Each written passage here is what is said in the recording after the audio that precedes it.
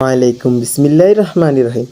আজ আমরা কথা বলবো সেই মহান ব্যক্তির কথা যাকে বিশ্বজুড়ে দেওয়া হয়েছে আল আমিন অর্থাৎ বিশ্বাসযোগ্য। আপনারা জানেন তিনি হযরত মুহাম্মদ সাল্লাল্লাহু আলাইহি ওয়াসাল্লাম। তিনি ছিলেন একজন সাধারণ মানুষ, কিন্তু চরিত্রের কারণে হয়ে ওঠেন এমন এক দৃষ্টান্ত যাকে অনুসরণ করলে আল্লাহর পথেই জীবন অলৌকিত হয়। ছোটবেলা থেকেই আল্লাহ তাআলার নির্দেশনায় তিনি ছিলেন সত্যানিষ্ঠ, দয়ালু এবং এমনভাবে কথা বলতেন যে মানুষ তার উপর বিশ্বাস করত। 40 বছর বয়সে তিনি নবুয়ত লাভ করেন হিরা গুহায়। তখন তার জীবনে বদলে যায়।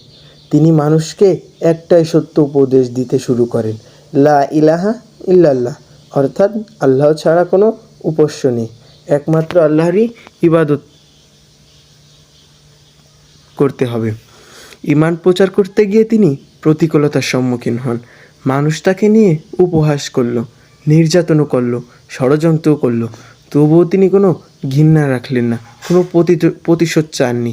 বরং তার দোয়া ছিল, হে আল্লাহ, এরা জানে না, তাদের হেদায়েত দাও। তার হৃদয় ছিল শান্ত, ক্ষমার ও দয়ার।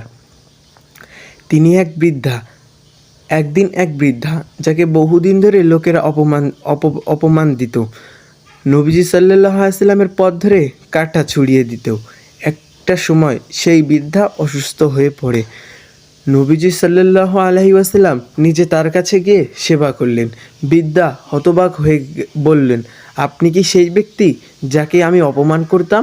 নবীজি সাল্লাল্লাহু আলাইহি ওয়াসাল্লাম নম্রভাবে বললেন, ইসলাম আমাকে অন্যায় নয়, ভালোবাসা ও দয়া শিখিয়েছেন। মক্কায় যখন বিজয় লাভ করল, তখন যা ঘটল অত্যন্ত বিস্ময়কর। অনেক বছর ধরে যাকে তারা নির্যাতন করেছিল তাদের সামনে দাঁড়িয়েছিলেন তিনি বললেন, আজ তোমাদের বিরুদ্ধে কোনো অভিযোগ নেই, তোমরা সবাই মুক্ত। এটা ছিল ক্ষমার এক অন্যান্য উদাহরণ। শত্রুতার জায়গায় দয়া দিয়ে সম্পর্ক গড়ে তোলা।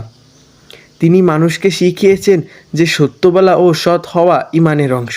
তিনি বলেছেন, তোমাদের মধ্যে যে সেই ব্যক্তি যে চরিত্র উত্তম, স্ত্রী পরিবারের সাথে সুন্দর আচরণ, অনাথ দরিদ্রের প্রতি সহানুভূতি, প্রতিবেশীকে সম্মান, মিথ্যাকে পরিহার, এসবই ছিল তারই জীবন দর্শন।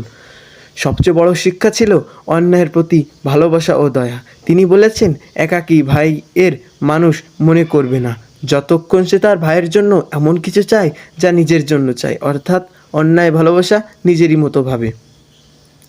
তার জীবনে সততা ছিল আরেকটি মৌলিক গুণ। ব্যবসা বাণিজ্য, সমাজে, ব্যক্তিগত জীবনে সবখানেই তিনি এমনভাবে কাজ করতেন যে মানুষ তাকে বিশ্বাস করত অটলভাবে।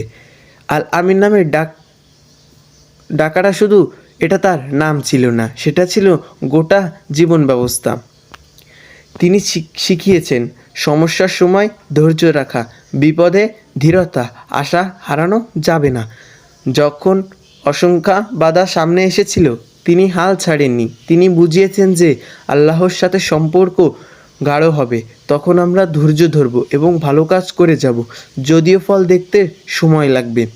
তিনি শুধু ব্যক্তিগত নৈতিকতা শেখাননি, সমাজ গঠন, সহমর্মিতা এবং ন্যায় বিচারতার শিক্ষা ছিল। তিনি বলেছেন, কোনো ওয়াক্ত তোমার ওপর অন্যায় ঘটেছে, তখন দৃষ্টিতে শান্তি রেখে, কথার মর্যাদা রেখে সে অন্যায়টিকে মিটিয়ে দাও। এই আচরণে মানুষকে একত্রিত করে দ্বন্দ্ব। শেষ জীবনে যখন তিনি তার উম্মাহকে বিদায় বলতে গেলেন, তিনি বলেন, হে মানুষ, তোমাদের মধ্যে কোনো ব্যক্তি অন্যায় সম্পদ হরণ করবে না, কোন মা তার সন্তানকে অন্যায়ভাবে বঞ্চিত করবে না, কিন্তু তোমাদের প্রতিটি কাজের জন্য তোমাদেরকে জবাবদিহি দিতে হবে। তিনি বলেছেন, সব মানুষ একে অপরের ভাই, জাতি বা গোষ্ঠীর নয়, বরং মানব